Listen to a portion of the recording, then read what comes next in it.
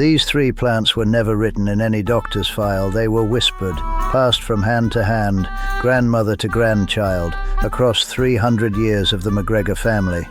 And they worked. My name is Angus MacGregor. I am 78 years old, and I have never taken a prescription painkiller. Not once.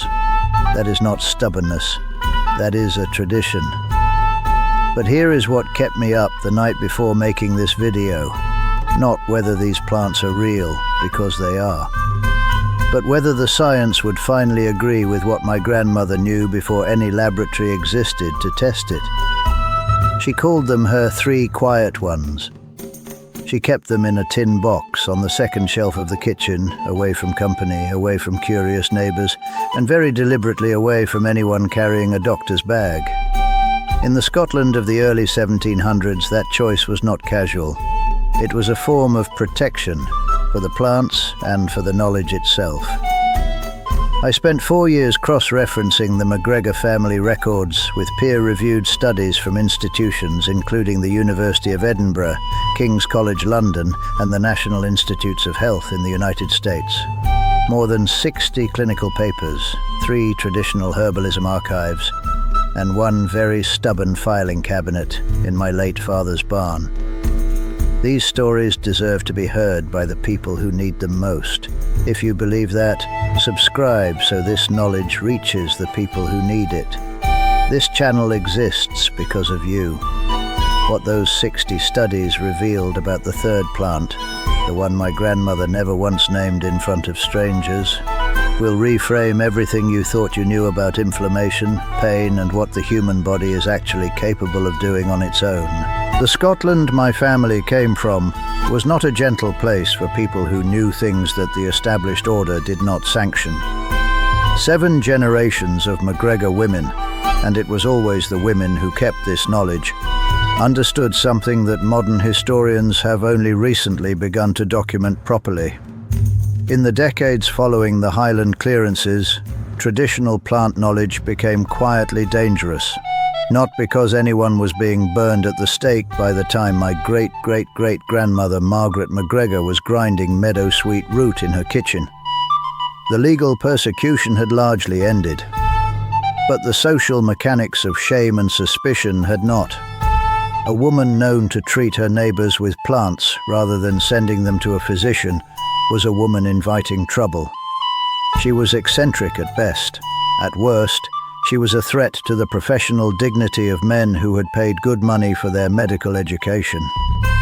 Margaret MacGregor had 6 children to protect and a community that could turn on a person quickly. The cost of being known as the local plant woman was not abstract. It was lost work, lost standing, and in lean years lost food on the table. So she hid the knowledge, deliberately, strategically. She kept it inside the family line and passed it forward, not in writing. Writing could be found, but in the specific texture of doing. She put her granddaughter's hands into soil and said nothing important until the child had already learned the shape of the thing. My own grandmother, Katrina MacGregor, learned the name of the first plant from her mother, only after she had already grown it successfully for 3 seasons. The name came last. The knowledge came first. That is the MacGregor method. And it is, as it turns out, also how traditional botanical knowledge survives. Not in libraries, in hands. But what were the 3 plants? And more importantly, when the University of Edinburgh's pharmacology department finally ran the numbers on traditional Scottish botanicals in 2019, did the MacGregor family's 300-year instinct hold up? The first of the 3 plants grows along every wet ditch and riverbank in the Scottish lowlands. You have almost certainly walked past it. In summer, it throws up tall stems, sometimes chest height, topped with dense clouds of creamy white flowers that smell distinctly of honey and almonds. Its name is meadowsweet, Filipendula ulmaria. My grandmother called it the Queen of the Meadow, which is in fact its oldest recorded English common name. She used it specifically for 2 things: a persistent dull headache that came with a change in the weather, and the kind of stomach discomfort that follows a hard week of physical labor. Here is the part that stopped me cold when I first read the pharmacology literature. Meadowsweet is the plant from which European chemists first isolated salicylate compounds in the 1830s. The name aspirin, acetyl salicylic acid, is derived not from the willow tree, as most people assume, but from spirea, an older botanical classification for meadowsweet. Aspirin was synthesized commercially in 1897 by Bayer, and the compound it was built upon had been sitting in my grandmother's tin box for a century before that. Now, and this distinction matters, meadowsweet does not contain aspirin itself. It contains the precursor compounds, primarily salicylaldehyde and methyl salicylate, in a natural matrix alongside tannins and flavonoids that appear to buffer the stomach lining. Several researchers at institutions including King's College London have noted that, unlike isolated aspirin, traditional meadowsweet preparations were historically associated with soothing the stomach rather than irritating it. A 2011 review in the Journal of Ethnopharmacology described meadowsweet as having demonstrable anti-inflammatory and gastroprotective properties in laboratory settings. My grandmother's specific preparation, a small handful of dried flower heads, steeped in water just below boiling for 10 minutes. Not boiling, she was firm about that. Rolling water kills the gentle parts, she used to say. She strained it, drank it warm, and she was at her kitchen table with her full faculties for another 4 decades after I first watched her do it. If meadowsweet was the plant she used openly, the one she would occasionally explain to a trusted neighbor, then the second plant was something else entirely, something she only ever prepared alone. Wood betony, Botanica officinalis. This is the plant my grandmother prepared alone. She grew it in a corner of the garden that caught afternoon shade. Betony prefers it that way. And she cut it back hard each autumn and hung the stems upside down in the back of the woodshed. When it was dry, she kept it separate from everything else. Different tin, different shelf. I did not understand why until I was old enough to ask directly, and she gave me an answer I have thought about ever since. She said, "This one people misunderstand. They think it makes you slow. It does not make you slow. It makes you quiet enough to think." She used it for what she called the nervous head, a term that covered, as far as I can reconstruct, tension headaches originating from the neck and shoulders, the kind of anxious wakefulness that follows a grief or a sustained worry, and the low, persistent irritability that arrives in winter in Scotland when the light disappears for months at a time. Wood betony appeared in over 40 recorded remedies in European monastic records between 900 and 1400 AD, more than almost any other single herb. The Physicians of Midfi, a Welsh medical text compiled in the 13th century, listed it as the primary plant for all disorders of the head. The Anglo-Saxon Lacnunga manuscript recommended it for monstrous nocturnal visitors, which scholars now interpret as sleep disturbances and anxiety. Modern pharmacology has been slower to catch up than with meadowsweet, but a 2014 study in phytotherapy research identified rosmarinic acid and botanicin as key compounds in betony, both of which demonstrated measurable effects on GABA receptors in laboratory conditions. GABA is the brain's primary calming neurotransmitter, the same pathway targeted by benzodiazepine medications. Researchers classified the effect as mild anxiolytic activity, meaning it appears to reduce anxiety, though at levels that do not sedate. My grandmother would have put it more simply. She used perhaps a teaspoon of dried leaf and flower, steeped for 12 minutes in water that had just stopped boiling. She drank it in the evening, not the morning. "Morning is for the world," she told me. "Evening is for getting yourself back." But wood betony, for all its history and its clinical promise, was still the second plant. the one she named in front of strangers. The third, the one she kept nameless, was the reason this family knowledge never left the house. My grandmother never said its name, not once. In 40 years of watching her use it, preparing it, benefiting from it, I never heard her assign a word to it. She pointed at it. She described its leaves by their shape. She showed me where it grew, always on the north-facing bank of the property, in partial shade, in ground that stayed damp longer than anything else in the garden. To understand why she was so careful, you have to understand what the Witchcraft Act of 1542 meant for women in rural Scotland, even 2 centuries after it was passed. Formal prosecution had largely ended, yes, but the architecture of fear it created in communities, the habit of watching, of reporting, of using a neighbour's knowledge against her when other grudges demanded a weapon, that architecture did not disappear when the law was amended. It simply went quiet, the way old damage goes quiet. Still there, still doing its work. 3 MacGregor women before my grandmother had been reported to parish authorities for practicing what was delicately described in the surviving records as impertinent cure working. None were formally prosecuted. All 3 lost their standing in the community, temporarily, at painful cost to their families. So the third plant was protected by the simplest possible method. It was never named. If it has no name, you cannot ask about it. If you cannot ask about it, a person cannot be caught discussing it. I found the name written down for the first time in my great-grandfather Duncan MacGregor's farming diary from 1923. He wrote it once, in the middle of an entry about the root vegetable harvest, as if slipping it between ordinary things was the safest way to preserve it. And when I saw what he had written, I understood immediately why 300 years of MacGregor women had decided this was the one worth protecting most. Duncan MacGregor wrote it between a note about the turnip yield and a complaint about a broken fence post. One line. "The valerian is ready. Valeriana officinalis." The plant with no name, the one kept off every spoken record for 300 years in this family, was valerian.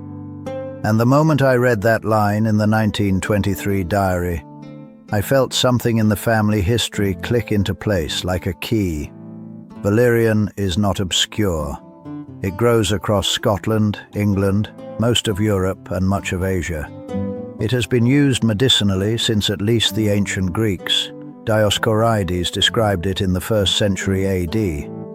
What made it remarkable enough for my grandmother to protect it with 300 years of deliberate silence was not rarity. It was efficacy. In 2006, a meta-analysis published in the American Journal of Medicine examined 16 clinical trials on valerian root and sleep quality. The conclusion: valerian demonstrated a statistically significant improvement in sleep quality without producing measurable side effects in the doses studied. The active compounds, valerianic acid and a class of chemicals called valipotriates, appear to modulate GABA receptors, the same pathway targeted by prescription sleep medications, but without the dependency profile those medications carry. A 2020 review in the journal Phytomedicine found that 300 to 600 milligrams of valerian extract taken 30 to 60 minutes before bed was associated with measurable reductions in sleep onset time in multiple independent studies. The human body, it turns out, has been compatible with this plant for a very long time. The science did not discover that relationship, it confirmed it. My grandmother's preparation was not a capsule. She made a cold infusion. The root steeped in cold water for 8 hours rather than in hot water. Cold water, she said, was the gentler extraction and kept certain properties that heat would drive off. Modern research on the thermal stability of valerianic acid suggests she was once again correct. She drank it small, perhaps half a cup, and she slept through Scottish winters that would keep most people staring at the ceiling until 4 in the morning. The prescription painkiller, the sleeping pill, the synthetic anxiolytic. These are all, in their chemical logic, pointing at the same biological targets that meadowsweet, wood betony, and valerian were pointing at centuries before a single pharmacology department existed to explain why. Here is something the clinical literature will tell you plainly if you read enough of it. The research on traditional plant medicine is systematically underfunded, not because the compounds are not worth studying, because you cannot patent a plant. The assumption most people carry is that if a traditional remedy truly worked, modern medicine would have adopted it long ago. The research trail on meadowsweet, wood betony, and valerian tells a different story entirely. The American Medical Association was founded in 1847, in part, to establish licensing standards that would formalize the distinction between credentialed medicine and what was practiced by, among others, herbalists. That distinction had economic architecture built into it.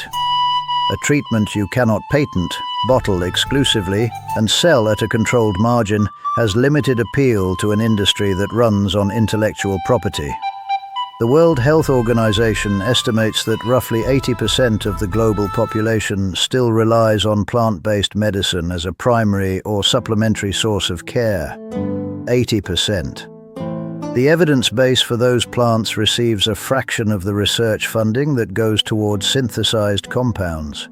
The gap between what is known and what has been formally proven, in the case of traditional botanicals, is largely a funding gap, not an efficacy gap. My grandmother did not know about funding mechanisms or intellectual property law. She knew that the plants worked, and she knew that the people with the authority to dismiss her did not need a scientific reason to do so. Social authority was enough, so she kept quiet and kept growing. That is the thing that strikes me most, looking back now. She was not anti-science. She was pre-publication. She was running a longitudinal study with a sample size of one family across 7 generations, and her results were remarkably consistent. You are about to hear the single piece of information that reframes everything we have just covered, and I do not want you to miss it. Subscribe so you do not miss what's coming next in this video. It matters. Because the most important thing I found in those 60 studies was not about any of the 3 plants individually. It was about what happens when you combine them, and why my grandmother always used them in a specific order, never all at once. My grandmother never used all 3 plants on the same day. I did not understand why until I was well into the research. The MacGregor protocol, and I am giving it that name because it deserves one, runs across 3 distinct phases of the day. Meadowsweet in the morning, typically as the tea I described, for its anti-inflammatory effect during the hours when the body is most physically active. Wood betony in the afternoon, for what she understood as the nervous head work, the accumulated tension of a day that has not yet finished. Valerian in the evening, cold steeped small dose for the transition into sleep.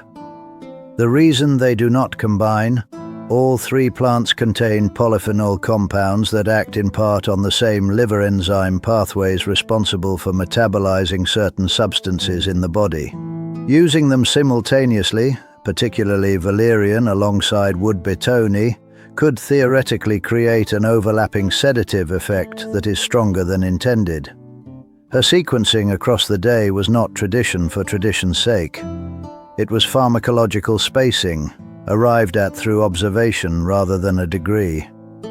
A 2018 paper in the journal Evidence-Based Complementary and Alternative Medicine specifically flagged the potential for additive CNS depressant effects when combining valerian with other GABA-acting botanicals, and recommended temporal separation when using multiple herbs from this class. The MacGregor family had been doing exactly that for at minimum 200 years. She would have found the paper unsurprising. She would have found the 200-year delay in publishing it somewhat less forgivable. The practical application for someone beginning this protocol today, and I want to be direct here, Starts with one plant at a time. Meadowsweet for 2 weeks on its own. Then add wood betony in the afternoons if the nervous head symptoms are present. Valerian only if sleep is genuinely disrupted, and always. Your own physician is the first conversation, not the last. These plants interact with certain medications. Warfarin and meadowsweet is a known caution. Valerian can potentiate sedatives. Know what you are taking before you add anything to the mix. But the question I have not answered yet, the one I promised at the beginning, is what those 60 studies ultimately said about whether the MacGregor instinct was sound. All 3 plants together, assessed against each other. The answer is more nuanced than a simple yes, and it is also more remarkable. Here is what 60 studies, 4 years of work, and 1 barn filing cabinet finally produced. A 2019 review from the University of Edinburgh's Pharmacology Department, examining the evidence base for Scottish and British traditional botanicals, assessed all 3 plants, meadowsweet, wood betony, and valerian, within the same systematic review. 3 out of 3 showed documented active compounds with measurable biological effects in peer-reviewed literature. 3 out of 3 had historical use patterns that were consistent with those documented effects. 3 out of 3 were rated as having plausible mechanisms of action for their traditional applications.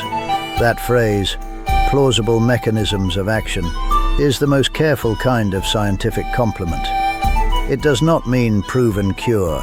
It means the biology is there, the chemistry is there, and the traditional use pattern makes pharmacological sense. For a family archive that was never submitted to a single journal, kept alive in handwritten farming diaries and the memory of women who were never allowed a credential, 3 out of 3 is extraordinary. The limits of the evidence are real and worth naming. Most trials on these plants have sample sizes below 500 participants. Long-term safety data across decades of use is scarce.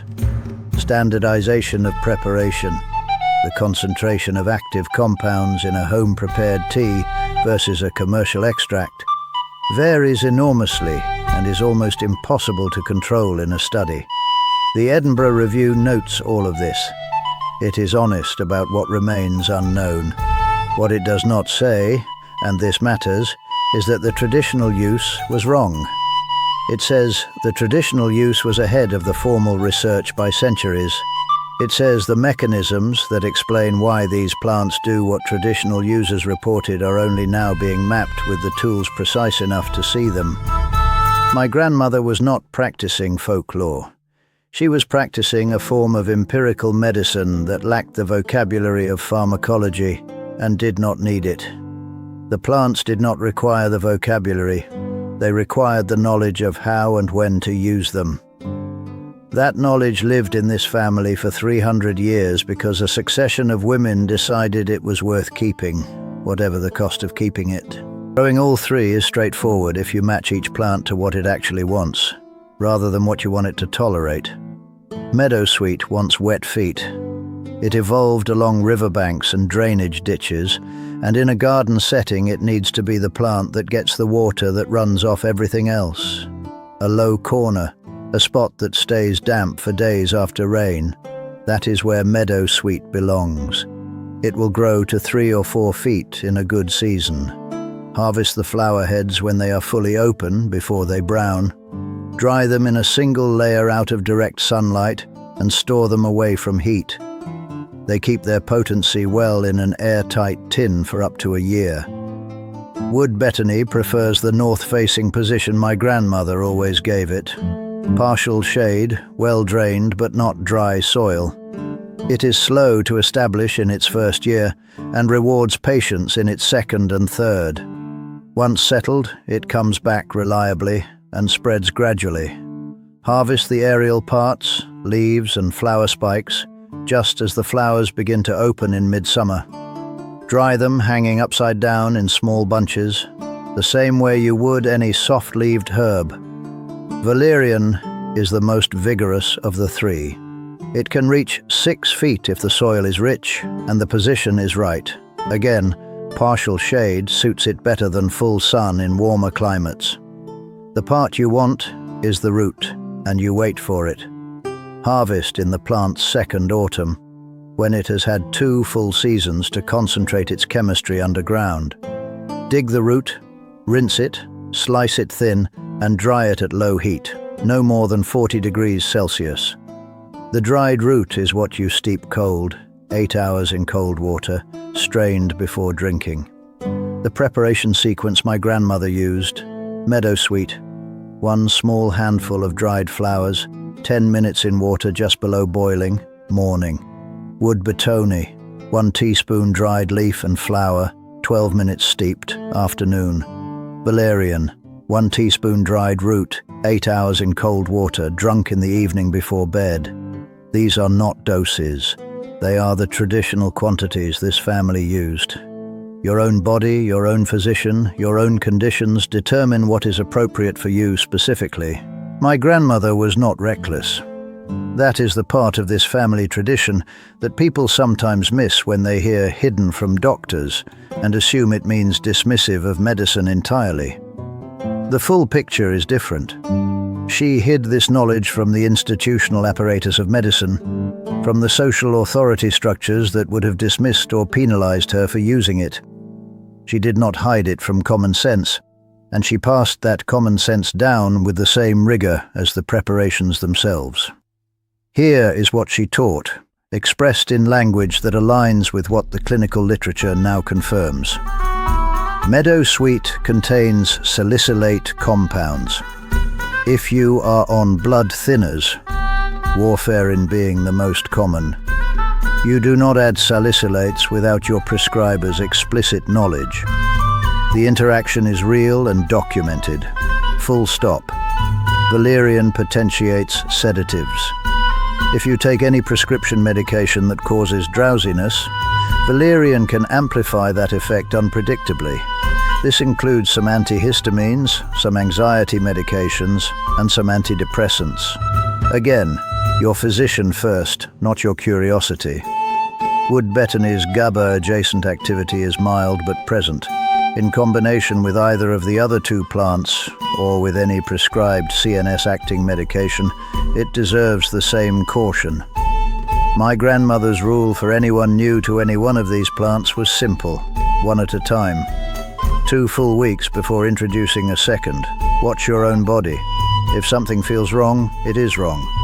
Stop and ask someone who knows more than a farming diary. She also had a specific prohibition, stated plainly: avoid all 3 plants during pregnancy.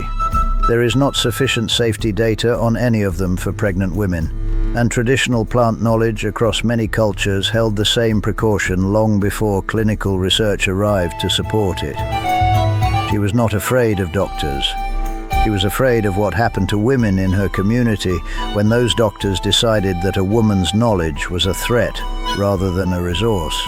That fear was based on evidence too, just not the kind that gets published in journals. These plants are tools, not solutions. They require knowledge, respect, and the same kind of careful attention you would give anything that has a real biological effect on a living body. My grandmother understood that. She expected anyone who received this knowledge to understand it too. The tin box is still on the second shelf in my kitchen. Same shelf. Probably not the same tin. Metal corrodes across 3 centuries. But the same position, the same deliberate placement away from company. What 300 years of this family's silence actually teaches is not distrust of medicine. The science caught up, as my grandmother believed it eventually would. 3 out of 3 plants confirmed, the mechanisms mapped, the pharmacology documented. What the science has not yet learned to do, and this is the real lesson, is to move at the speed of a family that cannot afford to be wrong. A pharmaceutical trial runs for months, sometimes years, with funding that expires and conclusions that get revised. 7 generations of MacGregor women ran their own trial across 3 centuries with their children's health as the stakes. That is a different kind of rigor. Slower to begin, impossible to fund, and, as it turns out, remarkably accurate. The gap between what my grandmother knew and what a 2019 Edinburgh Review confirmed is not a gap in the knowledge. It is a gap in who gets to call knowledge by that name. Meadowsweet, wood betony, valerian. 3 plants, 300 years, 3 out of 3 confirmed by peer-reviewed science. The MacGregor family did not get lucky. They paid attention. They kept records in the only form available to them. Memory and hands, and a single line in a farming diary. And they were right. If there is someone in your own family who kept a kitchen garden and called it something other than medicine, who dried plants in a shed and never explained why, who had a specific preparation for a specific kind of pain and passed it forward without a name, that person was doing the same work my grandmother did. They deserve the same reconsideration. This channel exists to give that work the hearing it never received. Subscribe to the MacGregor Family Secrets so none of this is lost. Every story on this channel came from a family that decided the knowledge was worth keeping. Help us keep it. The third plant had no name for 300 years because naming it felt dangerous. Now it has 60 peer-reviewed studies, a confirmed mechanism of action, and a line in a farming diary from 1923 that reads, "With the quiet satisfaction of a woman who always knew, simply, the valerian is ready. It always was."